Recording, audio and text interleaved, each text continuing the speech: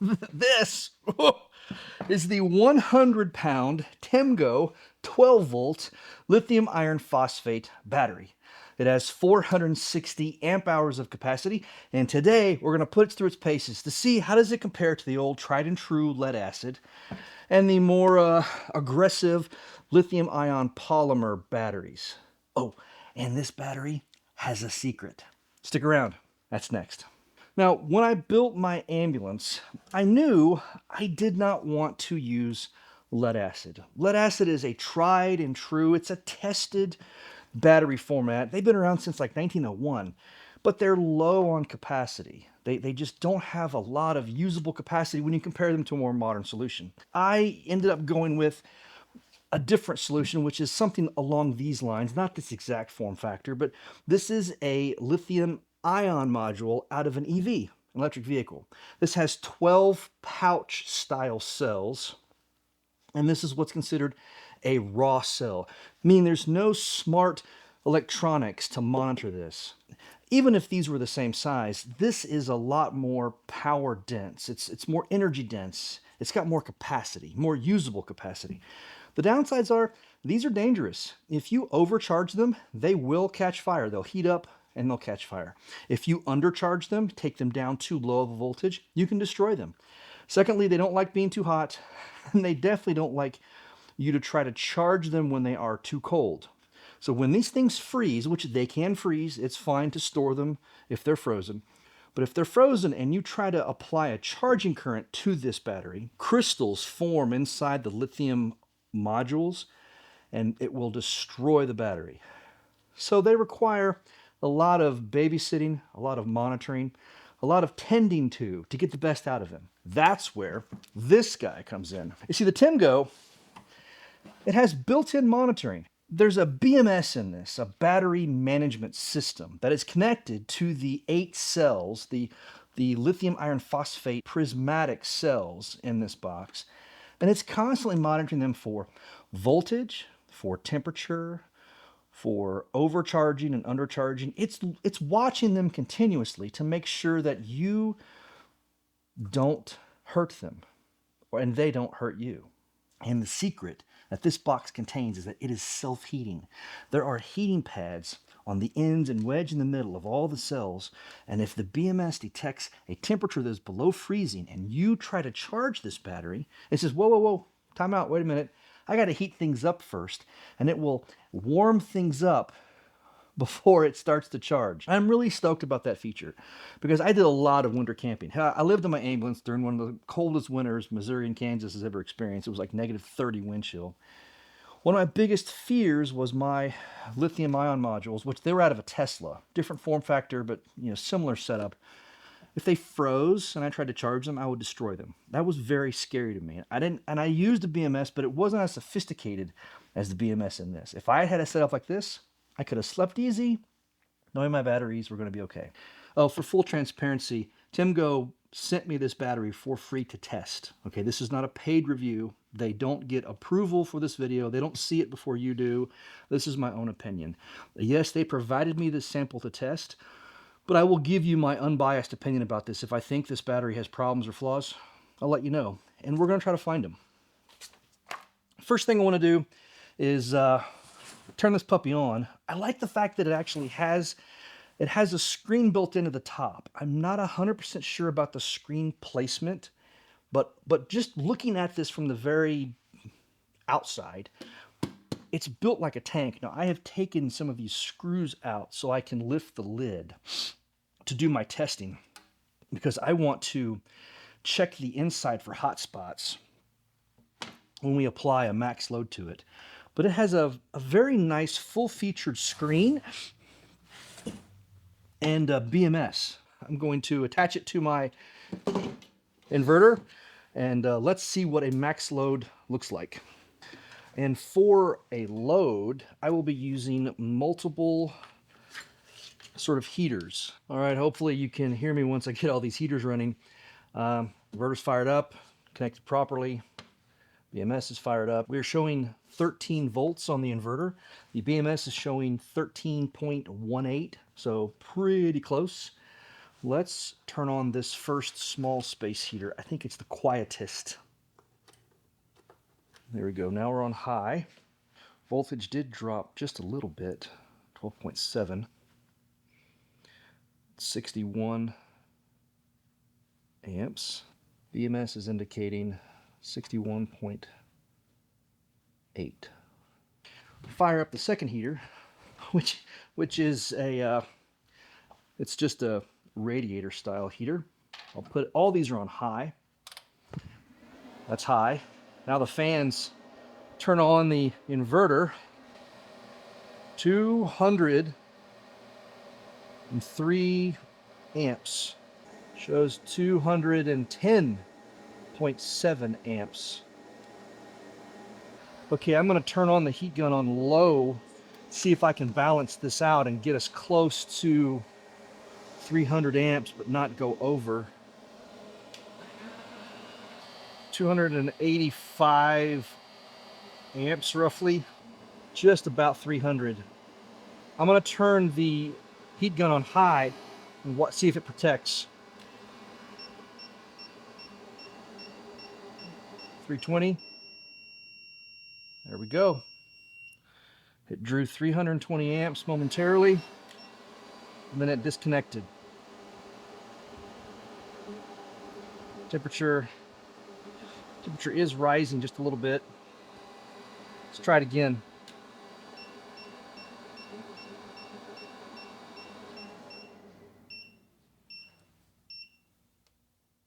Reading the manual, it says that the maximum recommended discharge current is 200 amps. That's maximum continuous discharge current. We're discharging this at 287 amps right now. Yeah, 287. And it is not tripped the BMS at all. In fact, when I spike it to 320 amps, it's not the BMS beeping. It's my 4,000 watt inverter begging for mercy. Now the temp is climbing. Internal temperatures now is 82 degrees Fahrenheit. That's enough on this test for now. Peace and quiet. I ran this test at 20 minutes, consuming around 218 to 220 amps, depending on which meter you look at. So we're well above the 200. And while the temperature did rise from 56 degrees Fahrenheit, I saw a peak of 89 degrees Fahrenheit. It never exceeded that. In fact, it started to drop after that. So that rating of 200 amps continuously is correct. So far, it does everything I have asked of it. The only thing that sort of stumped me was when I exceeded what I thought was the safety power limit, which was 300 amps. I consumed 320 amps with my 4,000 watt or 8,000 watt surge inverter here. It did not turn off. So I emailed the manufacturer and said, hey, what is the upper limit for the BMS to protect this battery? And they said 350 amps. You can hit this battery with upwards of 350 amps for 10 seconds before this battery goes into protect, and the BMS will disconnect. So that's good to know.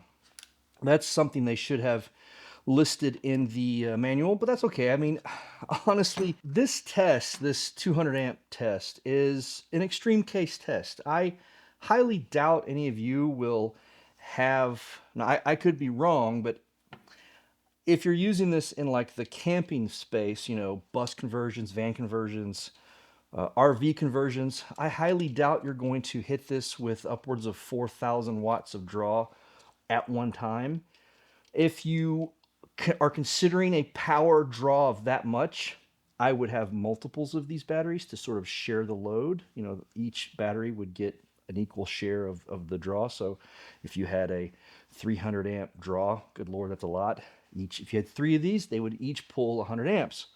That would be a much safer use of this battery. It is rated for 200 amps continuous, and it did 200 amps for 20 minutes in my shop, and the temperature rose and then steadied out. It peaked at 89 and then dropped back down to 87.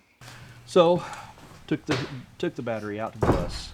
and left it overnight on a bitter cold night. I believe it was in the 20s that night. Came out the next day. I thought in my ignorance that when this battery started to freeze and the BMS detected freezing temperatures, that it would turn on the heating pads and bring the battery back up to temperature. That is flawed thinking. Number one, that means that if this battery got cold, it would slowly kill itself trying to keep itself warm. The battery is actually okay to freeze. It's okay for it to get cold. It's not great for it, but it's not going to damage it. What is not okay is for you to try to put a charge into the battery while it is frozen. You need to supply the battery when it's frozen with at least a 10 amp charging current. So I have a 40 amp, actually I have a 60 amp charger that I threw on the battery and turned it on and immediately measured a draw of 8.3 amps. BMS detects the low temperature of the cells, and there's 3 different temperature probes around this battery array. And it turns on the heating elements. It says, wait, I'm going to warm things up first before I apply a charging current. And then I waited an hour, checking on it periodically, but I waited an hour. And then after about the hour mark, and left it in the bus in 20-degree weather. After about the hour mark, we reached about 40 degrees Fahrenheit. Then the BMS said, okay, we are thawed and ready to go. And then it started applying a 47 amp charging current. And that is really cool because you can leave this in storage if you have your RV or van in storage and it's frozen, and this can drop down below freezing and it won't turn on, it won't kill itself. But when you're ready for it, you apply a charging voltage to it, a charging amperage of at least 10 amps. The system will wake back up, thaw itself out, and be prepared to receive a charging amperage. So I was thinking when I was making this video of what questions do I have if I was shopping for a battery like this. Question number 1, how is this thing built? And it's built very well. The fit and finish on all the components is really nice. I think it's built like a gigantic cinder block. And internally, that continues. The internal structure of this is also built very well. It's not even warm to the touch after all those tests. I'm going to pull out this cover and let's take a look at the individual prismatic cells. We can pull the barcode off the cell, see when the cell was manufactured, and get an idea of what cells they're using. I think I have an idea, but I want to check just to be sure. After scanning this code, the manufacturer is EVE-Power. This battery module was manufactured in February of 2025, so it's still within the calendar year, and it is 230 amp hours. Now there are 8 of them. There are 8 of those modules wired into 2PS4 is the layout, I believe. 2 parallel 4 series gives you 8, and that gives you 460 amp hours. The quality of the unit is great. I love all the sealant they use to hold everything in. I love all of the torque marks on the battery posts. I love the heating pads, right, left, and center. The heating performance in the bus test was fantastic. Now, the manual does indicate that you could apply a 300 amp charging current to this. In my current shop, I do not have the capacity to charge this with 300 amps. I doubt a lot of you do, but if you do, it's rated for that.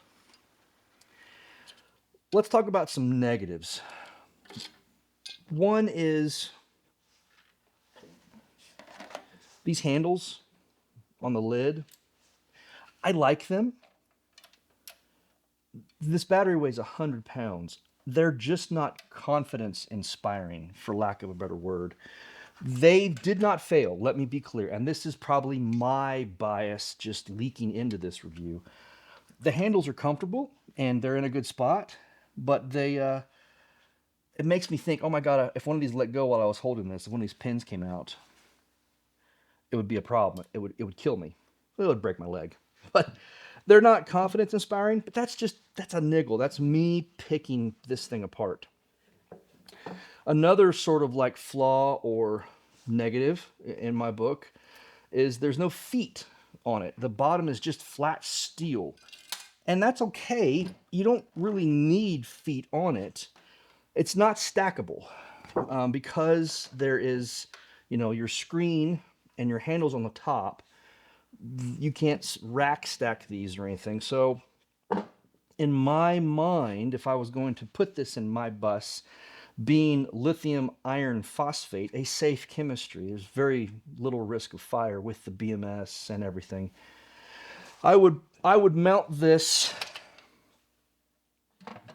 I would mount a row of these side by side under probably like my couch, my sofa, something that I could lift up a lid and see them, because you'd like to be able to access the screen. Otherwise, you're using Bluetooth. But if you mounted them side by side, you could wire them however you needed to wire them to get your voltage that you wanted. I would probably use really heavy duty straps. I'd run a strap up, run through the handle and down to hold them down. Either bolt them down to the floor with straps or strap them to the wall, like one down and one to the wall, because there's not really any mounting points on the battery. The battery's painted really well. The paint job's great. It's really slick. And there isn't enough room inside where I would be comfortable drilling and tapping, unless you removed everything, which you could. Not recommended. You didn't need to be an advanced person in this field to take everything out, but you could drill and tap and mount feet that could be attached to the floor, L brackets or whatever. Another potential drawback, it's not huge, but it's a potential, is these posts being out the side here, being proud of the flat surface. If they were recessed or had a cover or something that would protect them. There are covers, but they are very what I would call fragile. They just sort of they're covers, they have them. But I would not trust that for serious protection. The app, I like the app. The app does a really good job of giving you information. It tells you battery status. It tells you current power draw, power in reserve in hours. It's a good app, and the range is pretty good too. I had these batteries in the bus, and I was checking them from the second floor of my house. I could get to the window where the bus was, and I could sort of dial into the BMS via Bluetooth on my phone and say, "What's our temperature? How cold are we? Are we frozen yet out there?" It's sort of like torture test. How are we doing, boys? Are we frozen? So do I feel like it's a good deal? Yeah, I do. When you think about, okay, so if you purchased the cells by themselves, and then you purchased a BMS with a screen, and then you either fabricated or built a box to hold all of that, you're looking at some pretty decent money. And I'm going to be honest, if you gave me that challenge of, Jason, build a box better than this and do it cheaper, I could build a box probably cheaper, but I could not do it better. The fit and finish, even in my fabrication shop, the fit and finish would not be as good. The execution of the heating would not be as good. I love the way the BMS mounts down out of the way. Yeah, I couldn't do it better. So if you're looking for sort of an all-in-one battery solution and you have a 12-volt system, now they do offer other voltages, and that's something we may explore in the future. But if you were looking for a 12-volt solution and you're looking for a lot of power and you're looking for something that will handle the cold weather, that's what sets this apart. As you could put this in like an underbelly storage bay of a bus or a coach and not worry about having to heat it in the winter, because it will keep itself warm when needed, when you're charging it. Yeah, you'd want to insulate that bay, but it's nice knowing that I don't have to worry. Because one of my biggest fears when I was in the ambulance was, man, my batteries are going to freeze and I'm going to try to charge them. I'm going to destroy them. So I ended up running a little space heater in there, which really killed my consumption. It killed my power running that space heater.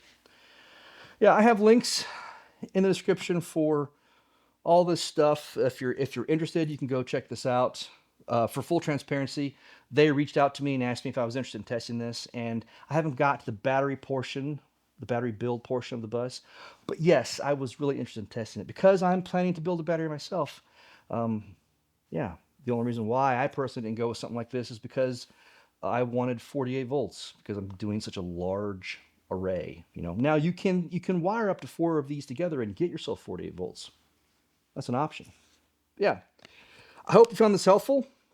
I'm Jason. Thanks for hanging out. I'll see you in the next one.